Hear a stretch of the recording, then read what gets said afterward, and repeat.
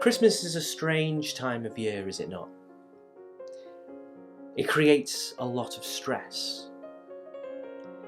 Today the world is doing all that it can to empty and devoid Christmas of its history, its purpose and the significance, its meaning, to the point that Christmas is now being referred to as the holidays. However, the unbeliever, no matter how much they try, they cannot remove the spiritual nature of the season. There is just something about Christmas, is there not? That's just spiritual, because it is a spiritual event. It cannot be avoided or put to one side and denied. However, it is human nature to suppress the truth. Christmas's significance, wonder and mystery is not found in the giving and receiving of presents, nor is it in a long-held family or religious tradition. The significance, the wonder and heart of Christmas is what lies at its centre. An event in world history that changed the world. The heart and soul of Christmas is God Himself becoming flesh. God became like us, like me, like you, in physical, human form. God, the God who created everything, the universe, this beautiful planet we call home. The God who created us from the dust chooses us, humanity, to be the centre of His focus and love in all of His vast creation. And His reason for joining us was not to show off, but to save. Those we meet who don't believe, don't understand this miracle and wonder. They choose not to acknowledge it, and yet if they were honest with themselves, despite being unable to explain it, they have a longing, a craving, a yearning for something more, something beyond the natural. Christmas is supernatural by its very nature, because the supernatural came down. This supernatural event that took place at Christmas is like someone knocking at the door of the soul, enticing us, both the believer and the non-believer.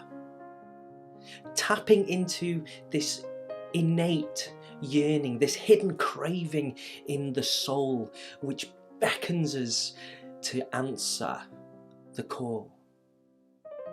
Christmas, at its very heart, is supernatural, because God Himself, the supernatural God, enters our world.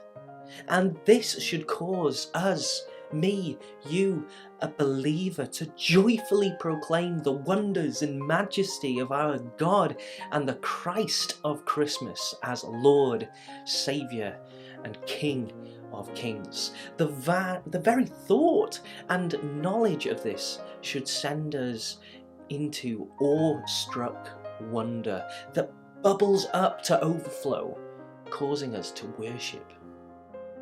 The fact that God came down, not to merely be a casual observer of things down here on earth, such as sin, from the outside. If He had, He may as well have stayed on His throne up in heaven. But instead He came to work and dispense His mercy and display His love from within. The wonder of Christmas was not the remembering of a great religious leader. It springs from the call for something more, with groans and yearning in our hearts and souls, which overflow in praise and celebration of the long-awaited coming of God Himself. In Psalm 96 verses 11 and 12, It says, "Let the heavens rejoice, let the earth be glad, let the sea resound, and all that is in it. Let the fields be jubilant, and everything in them. Let all the trees of the forest sing for joy. Let all creation rejoice before the Lord. For he comes to judge the earth." You see, the simplicity and humility of God's coming is stunning. God chooses this. He chooses the insignificant to bring the significant, arriving in a small, forgotten backwater town. But you, Bethlehem Ephrathah, though you are small among the clans of Judah, out of you will come for me one who will be ruler over Israel, whose origins are from of old, from ancient times. Micah 5:2. God did not come riding on a cloud, flying on the wind, or in a blaze of glorious light, fire, or earthquake. Instead, it was in a still, gentle whisper. God honours us through becoming like us in human likeness, not a creature of the air, land, or sea. He made himself nothing by taking the very nature of a servant, being made in human likeness, and being found in appearance as a what? As a man, he humbled himself. This God, the creator of everything, becoming a man is mind-blowing enough, but that's not the end of it. God, the Holy One, clothed in radiant light and glory, perfect in every way, chose to leave heaven with no heavenly fanfare. He didn't place himself or surround himself with glory, comfort, status, or reputation. He left heaven, emptied himself by taking the form of a servant. He chose poverty. He chose humility and frailty. All the glory and splendour of God was condensed into one human frame. Think about it. The infinite veiled in the finite. But there was one brief moment where the glory of the God-man was witnessed on the Mount of Transfiguration by Peter, James and John, where his face shining like the sun and his clothes becoming as white as the light. Now, this was transfixing as well as terrifying for them. The Jesus that they had travelled with along the road and sea day by day until this point was no bigwig.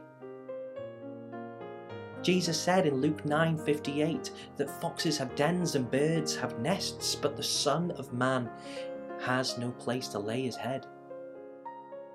But this was a revelation, an awakening to the true identity of the man concealed by flesh to the disciples. It was at this point that the reality that God, Jesus, the Son of Man, came not to be served, but to serve. Service was his entire being, the essence of this divine life, and not for a moment did it focus on the temporal inconveniences of poverty and hardship. His life focused and continually pressed and progressed from the sacrifice of leaving his heavenly throne to that of final sacrifice to give his life as a ransom for many. From washing his disciples' feet in the last hours, sitting with them over a meal in which he would be betrayed and sold off for 30 pieces of silver. What about rising from the dinner table and leading his disciples to the garden to wait in agonizing expectation of the mob that was coming to arrest him?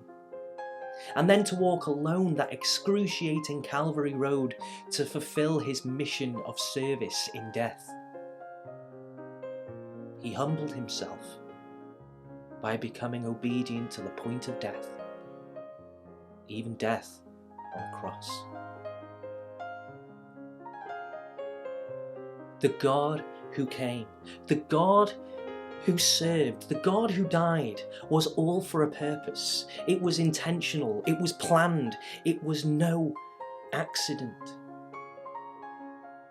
He came to die, and he came to live again, to give us life.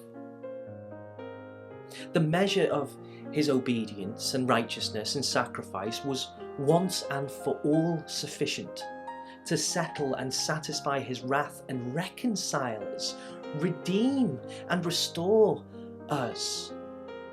To redeem, restore, reconcile those he came to save to himself.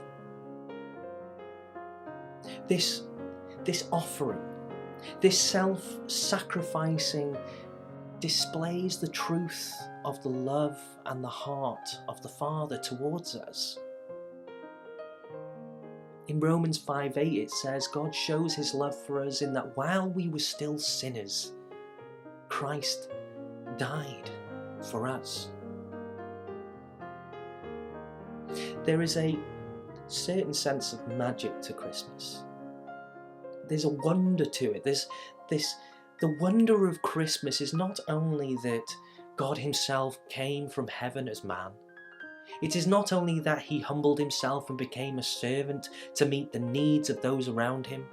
It is not only that he came to die, unfolding his service to death. The wonder is that he came down and did all of it, and there would be none of it if there were no Christmas, no arrival, no coming, no Advent. You are to give him the name Jesus, because he will save his people from their sins. God came down to rescue me. God came down to rescue you, everyone, from sin. He came down to make provision for us against the judgment to come.